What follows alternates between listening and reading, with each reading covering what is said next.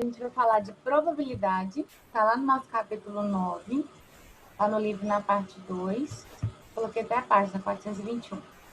Então, eu vou falar de algumas coisas que tem dentro de probabilidade para a gente começar o estudo de probabilidade. Eu sei que vocês já viram uma parte básica, né, de probabilidade. Agora a gente vai estudar de uma forma um pouco mais aprofundada. Igual foi questão de combinação, arranjo, permutação. A gente já tinha visto a parte superficial e esse ano a gente estudou de forma mais aprofundada, então vai ser na mesma linha, tá? Primeira coisa, quando a gente fala em probabilidade, eu tenho que entender que probabilidade tem relação com possibilidade, tá? Então, falou em probabilidade, vocês vão lembrar de possibilidade. Quantas possibilidades eu tenho? No total de tantas, eu tenho quantas de acertar isso? Mais ou menos nesse sentido.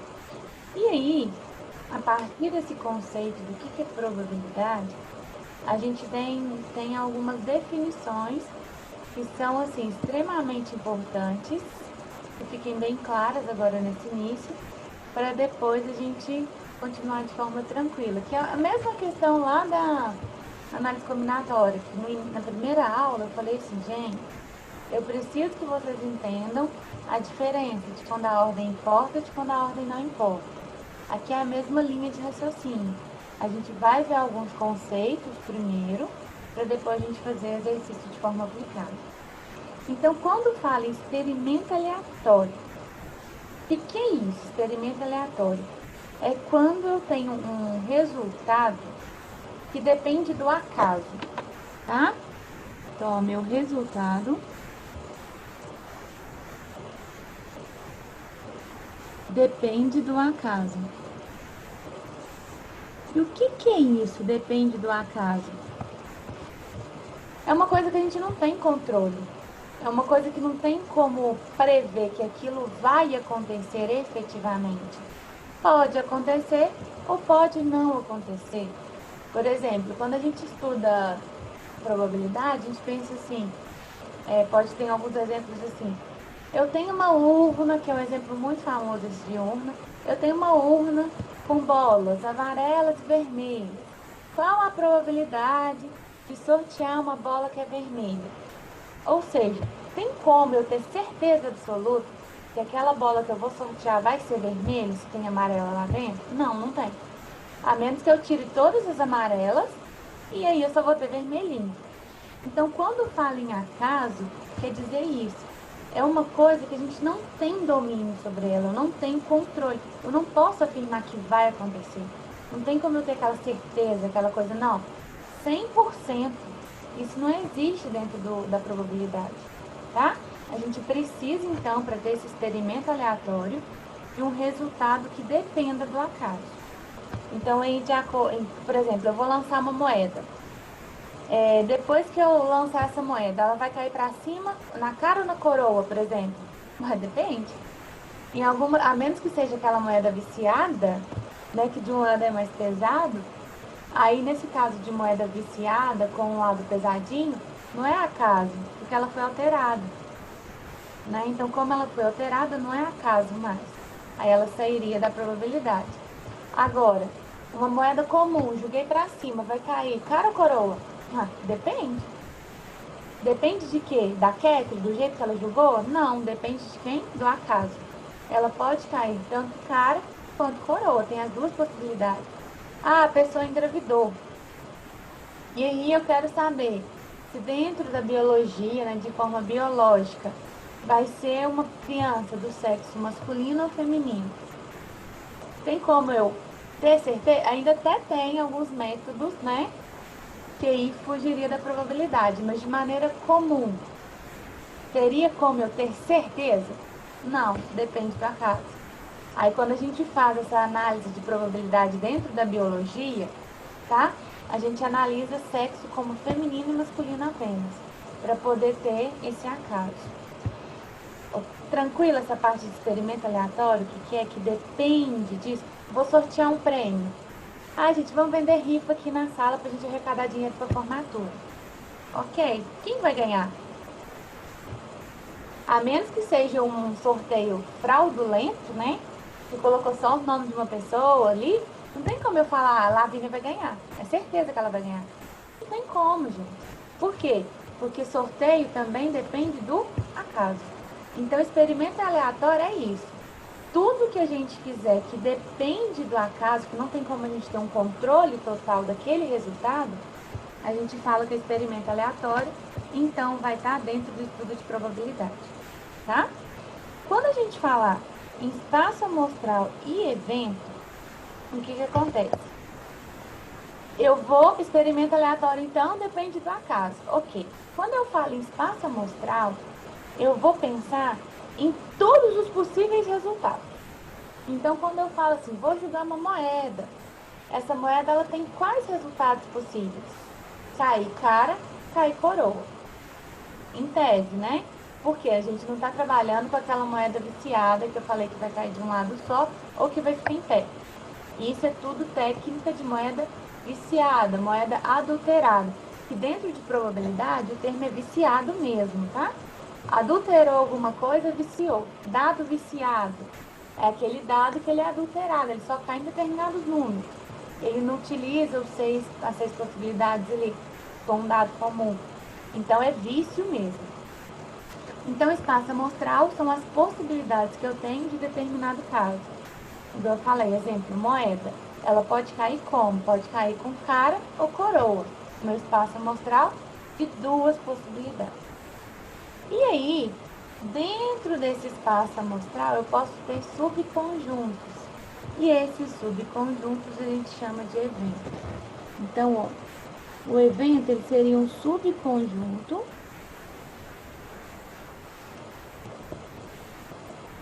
do espaço amostral.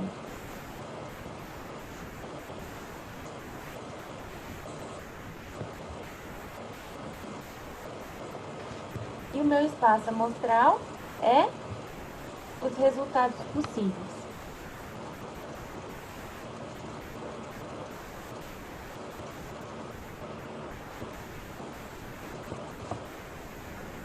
Então, como assim? Imagina que a gente vai lançar uma moeda. E nessa moeda a gente tem o espaço amostral. Aqui, ó. Evento.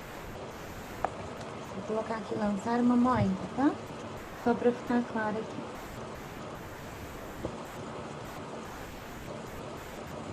Quando eu vou lançar uma moeda, eu tenho como espaço amostral que o símbolo do meu espaço amostral, a gente pode ter, se não me engano, no livro de vocês, é com a letrinha E. Tá com a letrinha E. Então, aqui, ó, tá assim, pezinho de espaço amostral. Um outro exemplo que é muito usado dentro da parte de probabilidade, né? Em outros livros de matemática, que é um exemplo que eu particularmente costumo usar muito, é ômega, que é aquela ferradurazinha, tá? Esses dois símbolos aqui são de espaço amostral.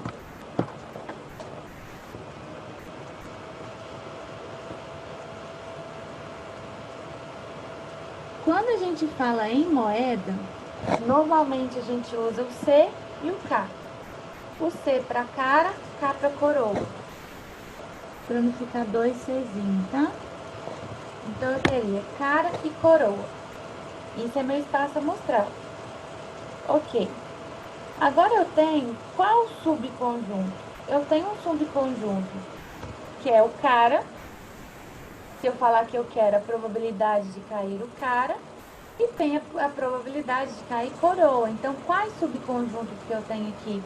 O cara e do coroa. Subconjunto vai voltar lá na matéria de conjuntos que a gente viu no primeiro ano. Então, realmente, as possibilidades que a gente tem. Só que qual que é a diferença desse subconjunto agora? A gente não considera os dois, porque os dois estão dentro de espaço amostral, e eu não considero aquele conjunto vazio. Por quê? Dentro de probabilidade, a partir do momento que eu retirei alguma coisa, que eu joguei a moeda, eu já eu já coloquei alguma coisa para depender do acaso. Então não tem como cair vazio. Se eu só tenho cara ou coroa, vai cair nenhuma das duas? Aí entraria naquela questão do vício que eu falei no início, tá? Então, quem que seria os meus subconjuntos aqui? Eu tenho o subconjunto C, que é de cara, e tenho o subconjunto K, que é de coroa. E como que eu vou pensar nisso? Eu vou pensar de acordo com o que o problema me pediu. Ok? Até agora, gente, alguma dúvida? Então, ó, até agora, então, foi experimento aleatório, espaço amostral e evento. E aí a gente tem algumas possibilidades. Imagina agora um dado. Um outro exemplo aqui para ficar mais tranquilo. Essa diferença do subconjunto e essa questão do espaço amostral. Então, eu vou julgar um dado comum, tá? Um dado comum, ele tem quais números dentro ali nas faces dele? Que vai, na verdade, vai ser um cubo que a gente está estudando lá em matemática 2. Então, dentro do meu dado, ele tem 6 faces. E quando a gente joga dado, a gente tem as possibilidades de sair 1, 2, 3, 4, 5, 6. Dados comuns são numerados de 1 até 6. Seja com número, seja com aquelas bolinhas, né? Com quantidade. Então, tanto faz as duas variações. Então, quando a gente pensa em espaço amostral, o que é isso? Quais são as minhas possibilidades totais? Eu tenho como espaço amostral isso aqui, de 1 a 6. Porque qualquer vez que eu julgar um dado que não esteja viciado, lembrando que em probabilidade a gente não considera nada com vício, então a gente considera que pode cair qualquer um desses números aqui. Então, quem que é meu espaço amostral? De 1 a 6. Ok. E aí, em questão de subconjuntos, normalmente a gente coloca o número de eventos. Quais eventos? O evento que eu quero. E aí, normalmente a gente coloca assim, o N é número de eventos. Por isso que eu, particularmente, não sou muito adepta a usar esse Ezinho aqui, para não confundir aqui. Mas tanto faz, é porque aqui fala evento do espaço amostral e que quantos eventos me servem. Aí por isso que eu costumo diferenciar com o ômega, essa ferradurazinha, né, ômega, e com o NR. Mas aí questão de simbologia, tanto faz. O que a gente vai pensar agora? Imagina que eu quero que caia um número par. A partir do momento que eu determinei qual evento que eu quero, qual evento que eu preciso que caia para eu poder resolver esse problema, agora eu determinei qual subconjunto que eu quero. Então, ó, qual que vai ser meu subconjunto agora? Eu quero que caia o quê? Número par. Todo mundo é par? Não, não é. Então, quem que vai ser meu subconjunto? Ou seja, quais são os meus eventos que vão me satisfazer? Ó, para ser par tem que ser 2, 4 ou 6. Então, eu tenho um espaço amostral de 1 a 6 e tenho um evento que eu escolhi, um evento possível para satisfazer o probleminha, que era cair número par, com 3 elementos, que era o 2, o 4 e o 6. E aí, para a gente resolver qualquer questão de probabilidade, de forma, né, dentro da probabilidade básica, que é esse início, a gente tem uma formulazinha. Qual que é essa formulazinha? A minha probabilidade básica é o quê? O meu número de eventos prováveis sobre o meu espaço amostral. Então, quando eu falo aqui em número de eventos prováveis e de espaço amostral, o que a gente vai pensar? Agora a gente vai colocar de forma quantitativa. E aí, dentro de probabilidade, de outras matérias que a gente vai ver, é importante diferenciar isso também. Eu tenho quantitativa e qualitativa. O que é isso? Quantitativa, eu quero saber valor expressivo. Exemplo, quantas possibilidades eu tenho no meu espaço amostral? 1, 2, 3, 4, 5, 6.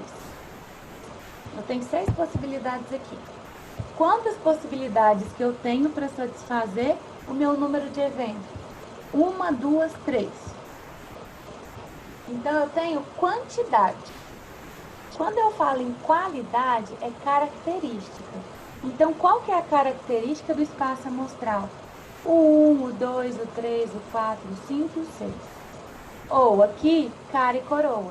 Isso é qualidade. E quantidade? Aqui, cara e coroa, eu tenho 2 possibilidades. Isso é quantidade. Então, uma outra coisa que tem que ficar muito clara nesse início. Qualidade é meu conjunto aqui. Quantidade, quantos elementos tem o conjunto. E a probabilidade trabalha quantidade. Então, quando eu for resolver essa probabilidade aqui, ó, qual a quantidade dos números de eventos possíveis para satisfazer? 3. E qual que é a quantidade de possibilidades que eu tenho no meu espaço amostral? 6.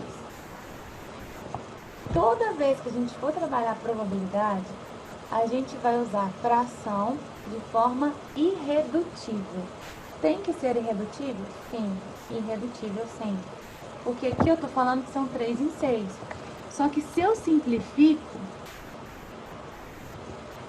dividido tudo por 3, 1 sobre 2. Então, qual que é a probabilidade de um evento em cada 2? Então, eu posso tirar um número par a cada 2 vezes que eu jogar esse dado. Isso é um evento, essa probabilidade é uma coisa certa? Não. Igual eu falei lá no início, é o acaso. Pode acontecer de eu jogar 2 vezes e sair as 2 ímpares? Pode. Mas existe uma chance de uma em cada 2 jogadas para poder cair números pares. Tá? Outra coisa que a gente tem que lembrar sempre é que quando eu trabalho probabilidade, eu tenho 2 opções para a resposta. Quais opções? A minha resposta pode ser em fração ou porcentagem.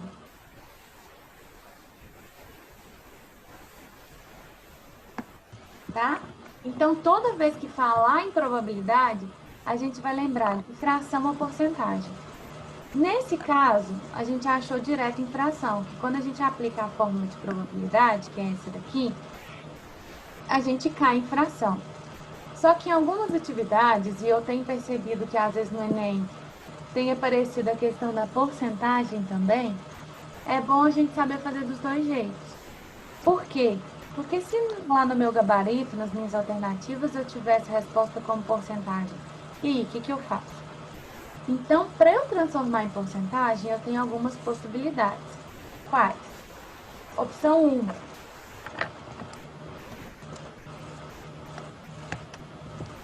Fazer a divisão da fração. Então, ó, minha primeira opção é divisão da fração.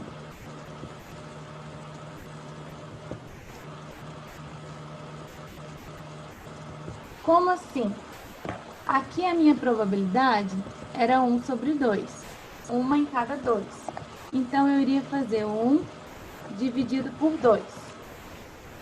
Ia dar... Travou? Não. Não? Tá. A coisa me fala aí. Voltou, né? Voltou. Tá.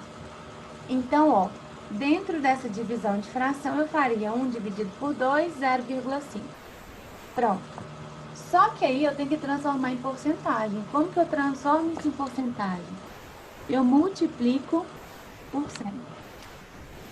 0,5 vezes 100 vai dar 50%. Então, essa normalmente é a forma mais rápida de se chegar em porcentagem. Mas tem outros meios? Tem.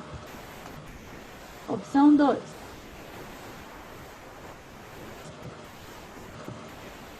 Regra de 3. Quando eu falo que regra de 3 é vida, que cabe num monte de matéria, é por isso. Então, o que eu vou fazer com regra de 3? Tem. Como que seria? A minha probabilidade está aqui, de 1 em 2. Eu poderia pensar assim. 1 é quantos por cento se 2 são 100%?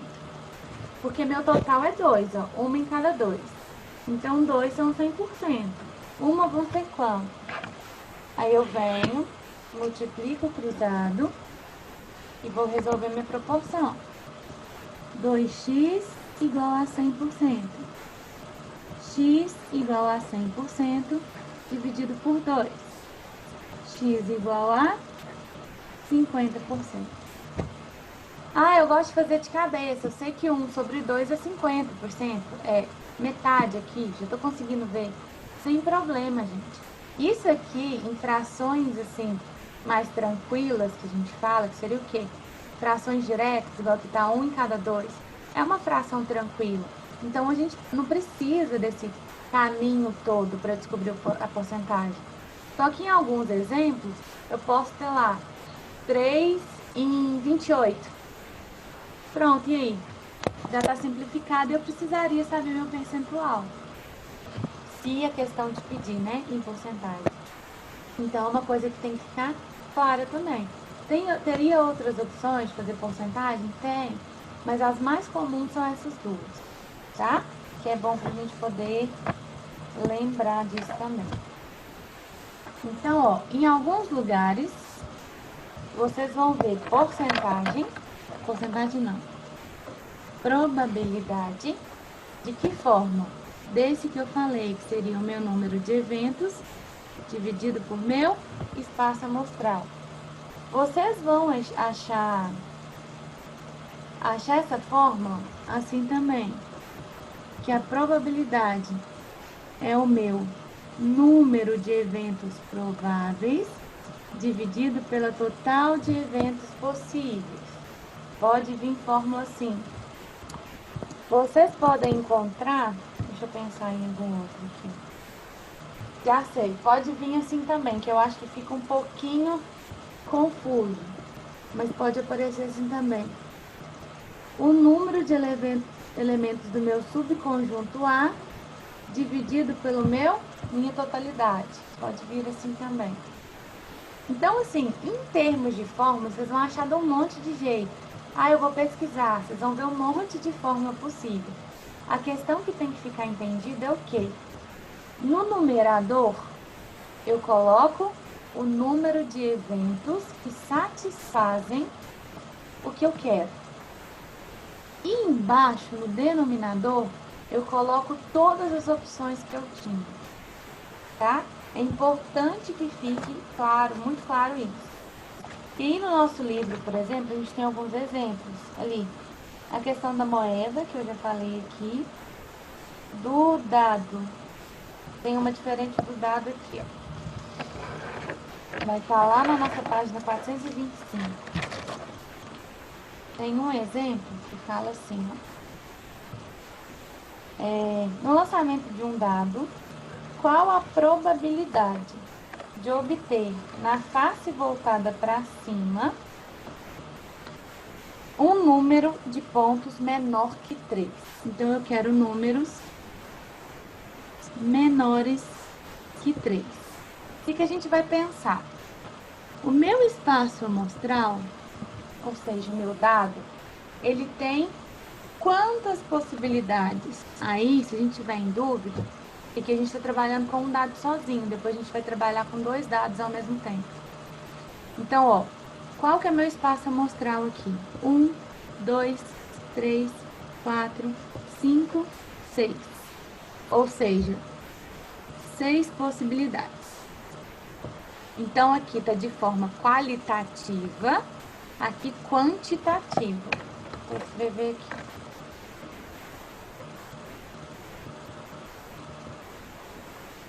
aqui quantitativa. Qualitativa vem de qualidade, ou seja, de definir o que eu posso usar. Quantitativa de quantidade, quantos eu posso usar.